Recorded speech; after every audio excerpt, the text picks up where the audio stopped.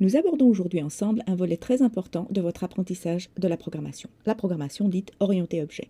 Il s'agit d'une façon particulière de programmer, qui n'est d'ailleurs pas spécifique au langage C++, et qui va donner à vos programmes un certain nombre de propriétés intéressantes en termes de maintenabilité et de modularité. À ce stade du cours, vous êtes censé connaître un certain nombre d'éléments fondamentaux relatifs à la programmation tout court. Vous savez par exemple exprimer des traitements en utilisant des structures de contrôle, comme par exemple des boucles conditionnelles. Vous savez aussi structurer un minimum vos données, en utilisant par exemple des tableaux. Et vous savez surtout modulariser vos programmes en utilisant la notion centrale de fonction. Cet outillage de base va vous permettre d'exercer un style de programmation particulier, dite programmation procédurale ou impérative, qui a la particularité de faire en sorte que les données et les traitements apparaissent de façon séparée dans un programme. Certes, il y a une interaction entre les deux. Les traitements opèrent typiquement sur les données, lesquelles influencent à leur tour les traitements, mais les deux entités apparaissent de façon séparée. Par exemple, comme nous allons voir dans quelques minutes sur un exemple concret, les traitements peuvent s'exprimer par le biais de fonctions, et le lien entre données et traitements peut se faire alors par le biais du passage des arguments. Les données manipulées apparaissent au travers d'entités distinctes, comme par exemple les variables. Une des particularités fondamentales de l'orienté objet est de permettre le regroupement des traitements et des données en une seule et même entité. Partons d'un exemple concret. Imaginons que je souhaite écrire un petit programme C++ qui calcule la surface d'un rectangle. Le rectangle est représenté au moyen d'une largeur et d'une hauteur, et je souhaite donc en calculer la surface. En programmation procédurale, j'aurais tendance à procéder de cette façon. Donc, je vais commencer par déclarer une variable largeur pour représenter la largeur du rectangle, que j'initialiserai avec une valeur appropriée, et je vais faire de même pour la hauteur.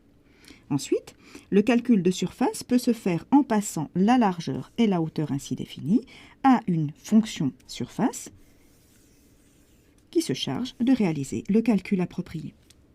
Alors on voit bien au travers de cet exemple que dans un tel programme, les données et les traitements apparaissent de façon séparée. Les variables me permettent de modéliser et de stocker les données dont j'ai besoin, et les traitements sont réalisés par le biais de fonctions. Il n'existe pas de lien direct entre les données et les traitements. Le lien s'établit uniquement ici par le biais du passage des arguments. Alors, une des critiques fondamentales que l'on peut émettre sur ce genre de programme est l'absence de lien sémantique entre les différentes entités. Par exemple, le lien sémantique qui unit la largeur et la hauteur, il s'agit de la largeur et de la hauteur d'un rectangle, est difficile à établir. Imaginons par exemple que je ne sois pas francophone, et donc que pour moi largeur et hauteur soient des noms peu parlants. Il est difficile pour moi de voir qu'il s'agit de deux entités liées à un même concept, celui de rectangle. Alors le lien sémantique qui unit ici les données entre elles n'est pas explicite, mais il en va de même pour le lien qui unit les données et les traitements qui agissent sur ces données. Imaginons que je sois un petit peu moins précautionneuse dans le choix de mes identificateurs et que j'appelle cette fonction produit par exemple. De même, imaginez que j'appelle mes arguments, que je leur donne des noms moins parlants. Du coup, il devient très difficile pour quelqu'un qui lit le code de voir que l'on est effectivement ici en train de faire un calcul de surface sur un rectangle. Or, ce lien existe conceptuellement. Ici, c'est bel et bien la largeur et la hauteur d'un rectangle que je suis en train de manipuler. Et ici, c'est bien la surface d'un rectangle que je souhaite calculer. Donc, le fait de pouvoir regrouper en une seule et même entité la notion de rectangle, les données caractéristiques du rectangle, comme sa largeur et sa hauteur, ainsi que les traitements qui lui sont spécifiquement associés, va me permettre d'établir un lien explicite entre ces différentes entités et de donner beaucoup plus de clarté à mon programme. Il s'agit là de l'un des fondamentaux de la programmation orientée objet. Ce qu'il faut savoir de façon globale, c'est que la programmation orientée objet va vous donner un certain nombre d'outillages permettant davantage de robustesse, de modularité, de lisibilité à vos programmes, ce qui va dans le sens d'une meilleure maintenabilité. Alors, robustesse par rapport au changement. Si votre programme est amené à changer un jour, à être étendu, on ne veut pas être dans l'obligation de tout réécrire, et de robustesse face aux erreurs de manipulation, par exemple des données. En effet, La plupart des applications développées de nos jours ne sont pas redéveloppées depuis zéro, mais consistent à étendre, à maintenir du code existant, et il est important de pouvoir le faire à moindre coût. Nous allons voir que les propriétés fondamentales de l'orienté objet, à savoir davantage de robustesse, de modularité et de lisibilité, vont exactement dans ce sens-là. La programmation orientée objet offre en réalité 4 concepts centraux: encapsulation, abstraction, héritage et polymorphisme, qui permettent de mieux organiser les programmes dans le sens de la robustesse, lisibilité, modularité et maintenabilité, comme je l'ai exprimé tout à l'heure. Et ces concepts centraux ne sont pas spécifiques à un langage, il s'agit des concepts centraux de l'orienté objet. Dans la séquence présente, nous allons essentiellement nous occuper de définir encapsulation et abstraction, et nous aborderons dans les séquences suivantes les notions fondamentales d'héritage et de polymorphisme. Commençons par la notion d'encapsulation. Ce que l'on entend par encapsulation, c'est le fait de pouvoir regrouper dans une seule et même entité des données et les traitements qui agissent sur ces données. Donc typiquement, dans l'exemple du rectangle, nous allons regrouper dans une seule et même entité la largeur et la hauteur qui caractérisent la représentation du rectangle et la fonctionnalité du calcul de surface. Donc en termes de jargon, on va parler pour les données de la notion d'attribut et on va parler pour les fonctionnalités de la notion de méthode. Donc en programmation orientée objet, on va être dans la possibilité de définir des nouveaux types de données au travers, nous allons le voir un peu plus tard, de la notion de classe. Ces types de données peuvent être utilisés pour travailler concrètement avec des données de type plus abstrait, le rectangle, et ces données vont être des objets qui vont cohabiter dans le programme et interagir dans le programme. Un programme orienté objet va donc typiquement travailler avec des objets qui sont caractérisés par leurs attributs et leurs méthodes. Parlons maintenant de la notion d'abstraction. Supposons que je souhaite écrire un programme qui manipule plusieurs rectangles, pas uniquement un seul. Donc dans une approche procédurale, j'aurai typiquement l'occasion de déclarer autant de largeur et de hauteur que j'ai de rectangles. Ici, je le fais pour le premier rectangle. Et je devrais évidemment faire exactement la même chose pour le second rectangle.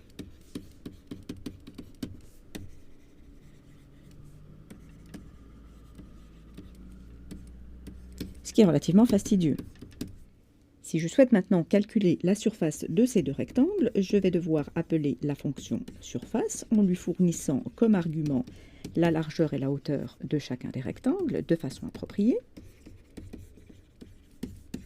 Donc je fais un appel à la fonction surface en lui fournissant à chaque fois les bons arguments. Donc il faut être précautionneux, ceci est source d'erreur. Imaginez par exemple que je me trompe et qu'au lieu de passer au premier appel de surface, non pas hauteur 1 mais hauteur 2, je perds la cohérence de mes données, je ne suis plus en train de travailler avec les données d'un même rectangle. Le processus d'abstraction est le processus au terme duquel je réalise que je manipule en réalité des données d'un plus haut niveau, la notion de rectangle, à laquelle je peux associer une description générique. Ici, tous les rectangles sont caractérisés par une largeur et une hauteur, et auxquels on peut attacher un même calcul de surface. Du coup, je décide de travailler avec la notion plus abstraite de rectangle, plutôt que de travailler avec une description intime de la représentation des rectangles, ce qui nous permet de nous focaliser sur l'essentiel et de cacher les détails. L'encapsulation, qui me permet de regrouper en une seule et même entité des données comme une largeur et une hauteur et des traitements comme un calcul de surface, et l'outil qui me permet d'aboutir à une vision plus abstraite des données que je manipule. Du coup, je vais permettre à mon programme de désormais pouvoir travailler avec des entités plus abstraites. Je vais travailler avec un premier rectangle et un deuxième rectangle, tous les deux de type rectangle dans le programme. Je vais invoquer des calculs de surface sur ces rectangles. On va voir qu'en orienté objet, j'anticipe un petit peu sur la suite, qu'on va dire je calcule la surface du premier rectangle. Donc on va voir par la suite comment tout ceci s'exprime de façon beaucoup plus précise. Et du coup, eh bien, je permets à mon programme de se focaliser sur l'essentiel. Donc je ne suis plus en train de me préoccuper du fait qu'un rectangle est constitué d'une largeur et d'une hauteur. Je me focalise sur les aspects essentiels. Je travaille avec des rectangles. Je fais un calcul de surface sur un rectangle. Au niveau de l'utilisation, je ne vois désormais du rectangle que ce que l'on appelle en jargon orienté objet son interface d'utilisation, c'est-à-dire les fonctionnalités qui sont offertes pour la manipulation du rectangle, comme ici le calcul de surface. Faisons une analogie avec un objet de la vie courante. Lorsque vous conduisez votre voiture, vous n'avez typiquement besoin d'en connaître que l'interface d'utilisation. Concrètement, eh bien, vous avez besoin d'avoir un volant, un accélérateur, une pédale de frein, et à nul moment, il ne vous est utile de savoir comment le moteur est concrètement construit. Donc, pour conduire votre voiture, vous n'avez besoin d'en connaître que l'interface d'utilisation. C'est exactement le même principe en programmation orientée objet. Pour utiliser un nouveau type d'objet, une nouvelle classe, vous n'avez besoin d'en connaître que l'interface d'utilisation qui est prévue par le programmeur de la classe. Le reste est du détail d'implémentation interne qu'il n'est pas utile de connaître. Il y a donc deux niveaux de perception d'un objet. Un niveau externe, qui est utile au programmeur utilisateur, celui qui utilise la notion de rectangle. Dans un programme, donc il existe désormais un type rectangle. Je peux déclarer des variables de type rectangle, les initialiser de façon appropriée.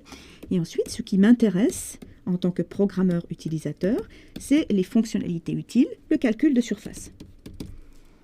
Donc ce niveau externe est le niveau qui intéresse le programmeur utilisateur, celui qui utilise le type rectangle. Second niveau, le niveau interne, celui qui a programmé le nouveau type, le type rectangle, a dû se préoccuper de tous les détails d'implémentation, à savoir qu'un rectangle, c'est une hauteur et une largeur. Il a dû définir comment se fait concrètement le calcul de surface. Donc ceci constitue la partie implémentation. C'est un niveau interne qui n'est pas forcément utile à celui qui utilise le rectangle. Donc en programmation orientée objet, nous aurons non seulement la possibilité de regrouper en une seule et même entité des données et des traitements, mais on va pouvoir également définir des niveaux de visibilité. Celui qui programme le nouveau type rectangle, concrètement une classe rectangle, va pouvoir dire ceci est un détail d'implémentation qui ne sera pas accessible à l'utilisateur externe. Ceci est une fonctionnalité que l'on souhaite offrir à l'utilisateur externe et donc qui va être accessible à cet utilisateur. Tout ce qui est accessible à l'utilisateur, donc visible, constitue ce que l'on appelle l'interface d'utilisation de la classe du type en question. Donc ici, dans notre classe rectangle, dans notre nouveau type rectangle, nous avons défini comme interface d'utilisation le calcul de surface. Le reste constitue des détails d'implémentation qui ne sont pas accessibles aux programmeurs qui utilisent le type rectangle. Et nous avons ici une clé fondamentale nous permettant d'atteindre l'objectif d'une meilleure robustesse de nos programmes face aux changements. Typiquement, lorsque vous changez de voiture, même si la technologie du moteur a changé, l'interface globalement reste la même. Vous pouvez continuer, vous savez toujours conduire votre voiture, même si les détails internes de mise en œuvre de votre voiture ont changé entre-temps. Donc vous ne voyez de votre voiture que quelque chose d'abstrait. Vous ne voyez de votre voiture concrètement que ce qui vous permet de la conduire, à savoir le volant, l'accélérateur, la pédale de frein. Pour résumer, encapsuler, c'est regrouper en une seule et même entité les données et les traitements qui la caractérisent. C'est aussi dissimuler les détails d'implémentation. L'interface d'utilisation que l'on définit en utilisant justement cet outillage de l'encapsulation. Et ce qui me permet d'aboutir à une abstraction, donc une vision abstraite des objets, que, en tant qu'utilisateur externe, je ne vois plus que en tant qu'objet manipulable au travers de leur interface d'utilisation. Donc concrètement, le programmeur concepteur va donc décider de l'existence d'un nouveau type et va devoir se préoccuper de tous les détails d'implémentation. Il va devoir décider de ce qui est visible pour le monde extérieur, de ce qui est utilisable et de ce qui ne l'est pas. Le programmeur utilisateur, de son côté, est client du nouveau type de données. Il va pouvoir l'utiliser, mais va pouvoir l'utiliser uniquement au travers de l'interface, c'est-à-dire des méthodes visibles, typiquement, et n'aura pas accès aux détails internes. L'interface d'utilisation est typiquement ce qui va permettre d'établir le lien entre le concepteur-développeur et l'utilisateur, et de façon très concrète, cette interface va pouvoir être entièrement décrite par l'entête des méthodes qui sont offertes au programmeur utilisateur. Alors, un des intérêts fondamentaux de l'orienté objet est d'assurer une meilleure visibilité, une meilleure cohérence au programme. Vous avez ici sous les yeux deux programmes qui font sensiblement la même chose, qui calculent la surface d'un rectangle de largeur 3 et de hauteur 4. Nous anticiperons un tout petit peu sur la suite des séquences à venir, à savoir que l'on peut initialiser la largeur et la hauteur d'un rectangle selon ces syntaxes-là, mais c'est surtout pour vous donner un aperçu de ce que donnerait au final le programme en termes de lisibilité.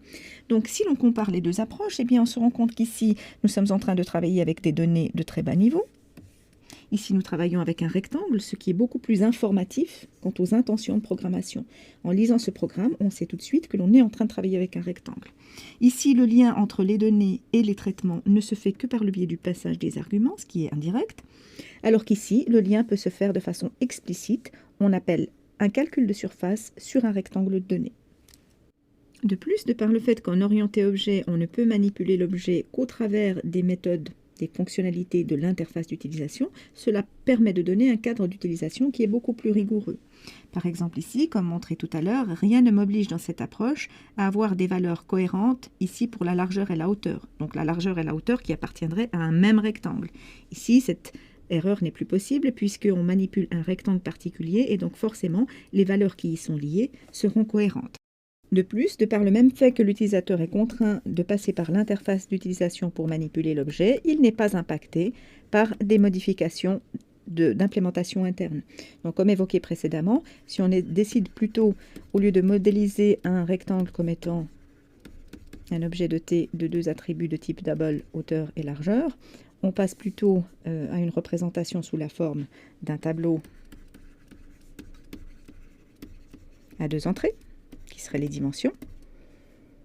Alors, si le programmeur, concepteur de la classe rectangle, a bien fait son travail et donc a adapté en conséquence le calcul de surface, celui qui utilise le calcul de surface n'est pas impacté. Voilà, donc nous venons de voir sur ce petit exemple l'intérêt qui découle de séparer le niveau interne du niveau externe. On obtient donc un cadre d'utilisation plus rigoureux et les modifications de la structure interne restent invisibles à l'extérieur. Donc une des règles fondamentales qu'on a déjà vues dans l'introduction, les attributs, de par le fait qu'il faut faire des choix quant à leur modélisation, des choix techniques, des choix d'implémentation, sont considérés comme des détails d'implémentation de façon systématique dans tout bon programme orienté objet. Pour résumer, lorsque l'on définit un nouveau type d'objet au travers d'une classe, on va être amené à définir les attributs caractéristiques de la classe ainsi que les méthodes qui lui sont spécifiques. Et on va devoir se préoccuper de définir concrètement ce qui est visible, l'interface d'utilisation, et ce qui ne l'est pas, les détails d'implémentation. Donc une fois qu'on aura décidé de ce qui est à cacher, on va aboutir à une représentation de l'objet pour l'utilisateur externe qui se résume à l'interface d'utilisation. Donc l'utilisateur externe n'aura de vision de cet objet qu'une vision abstraite qui est matérialisée par l'interface d'utilisation. Je ne vois d'un rectangle que son calcul de surface. Et si je veux suivre les bonnes règles de programmation orientée objet, je vais considérer que les attributs sont également des détails d'implémentation. Et donc, l'interface va se limiter à un certain nombre de méthodes bien choisies. L'utilisateur externe n'aura de vision de l'objet que cette interface d'utilisation. À retenir de la séquence d'aujourd'hui, le résultat du processus d'abstraction est ce que l'on appelle une classe.